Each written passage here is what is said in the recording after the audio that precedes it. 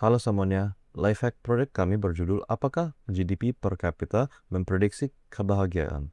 Pertanyaan kami adalah, seberapa baik GDP per kapita dapat memprediksi happiness score antar negara dan model curve fitting yang mana memberikan prediksi paling baik? Kami memakai dataset GDP dan happiness yang disediakan untuk project. Agar perbandingannya konsisten, kami hanya mengambil data tahun 2023. Setiap negara menjadi satu observasi, variabel X adalah GDP per kapita, dan variabel Y adalah happiness score. Program menyaring data yang memiliki kode negara, GDP positif, serta nilai GDP dan happiness yang lengkap. Setelah penyaringan, terdapat 140 negara. Kami membandingkan 3 model. Pertama, regresi linear menggunakan GDP. Kedua, regresi logaritmik menggunakan log natural GDP. Ketiga, regresi log kuadratik menggunakan log GDP dan kuadratnya. Model logaritmik dipakai karena rentang GDP antar negara sangat lebar. Transformasi log membuat skala lebih seimbang dan menggambarkan diminishing returns, yaitu kenaikan GDP tetap berkaitan dengan happiness. Tetap tambahan pengaruhnya semakin kecil pada GDP yang tinggi. Ketiga model dihitung dengan least squares.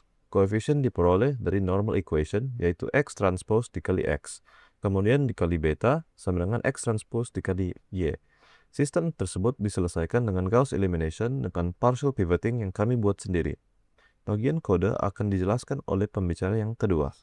Program mengimpor CSV, Math, Path, Matplotlib, dan NumPy. Data file menunjuk ke file CSV, sedangkan year ditetapkan sebagai 2023. Fungsi load data membaca file dan mengambil hanya data pada tahun tersebut. Barisan tanpa kode negara, data kosong, atau GDP yang tidak positif tidak digunakan. Fungsi Gauss Pivot menyelesaikan sistem AX sama dengan B. Pada setiap kolom, program memilih pivot dengan nilai absolut terbesar. Jika pivot terbaik berada pada baris lain, kedua baris tersebut ditukar. Setelah itu, elimination phase membuat elemen di bawah pivot menjadi 0. Back substitution kemudian menghitung solusi dari baris terakhir ke baris pertama. Fungsi desain matriks membentuk matriks X untuk setiap model. Model linear memakai kolom 1 dan GDP dibagi 1000.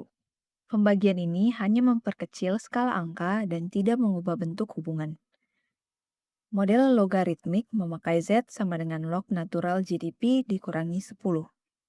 Model log kuadratik menambahkan Z kuadrat. Fungsi fit model membentuk X transpose dikali X dan X transpose dikali Y. Kedua hasil tersebut dikirim ke Gauss Pivot untuk memperoleh koefisien. Fungsi predik mengalihkan desain matriks dengan koefisien untuk menghasilkan happiness prediksi. Model dievaluasi menggunakan R-square, RMSI, dan MAI. R-square menunjukkan seberapa besar variasi happiness yang dapat direpresentasikan model. RMSI dan MAI mengukur besar error, sehingga nilai yang lebih kecil berarti hasil yang lebih baik.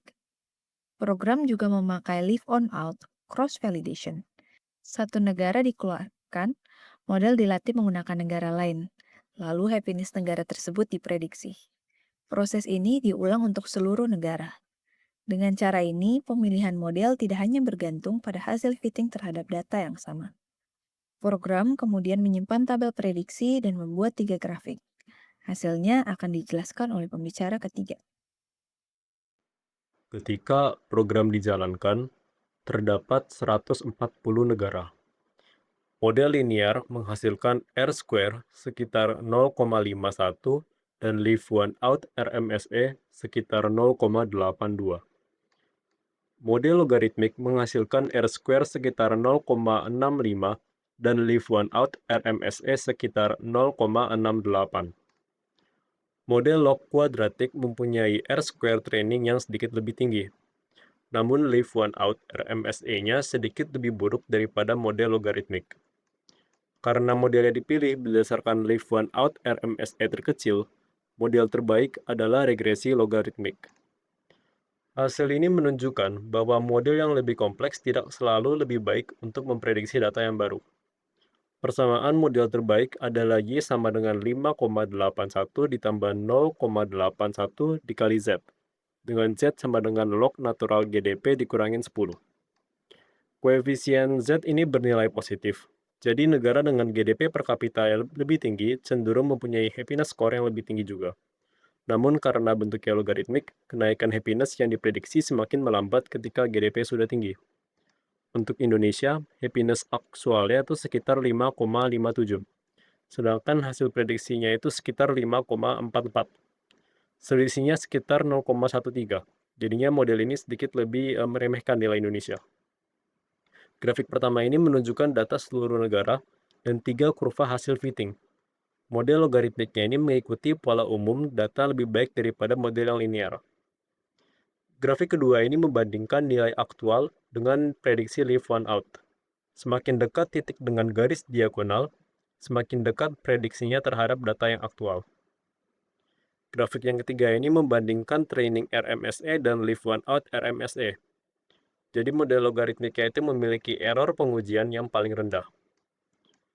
Kesimpulan kami adalah GDP per kapita dapat membantu memprediksi happiness antar negara, tetapi tidak menjelaskan seluruh perbedaannya. Dari 3 model yang diuji, regresi logaritmik memberikan prediksi yang terbaik. Proyek ini memiliki keterbatasan. Yang pertama, datanya itu bersifat observasional, sehingga hubungan ini bukan bukti sebab akibat. Lalu happiness juga dipengaruhi oleh faktor seperti kesehatan, dukungan sosial, keamanan, kebebasan, dan faktor lain yang tidak dimasukkan dalam model ini. Jadi kemampuan ekonomi ini berhubungan dengan kebahagiaan, tapi bukan satu-satunya penjelasan dari kebahagiaan. Sekian Lifehack Project dari kami, terima kasih.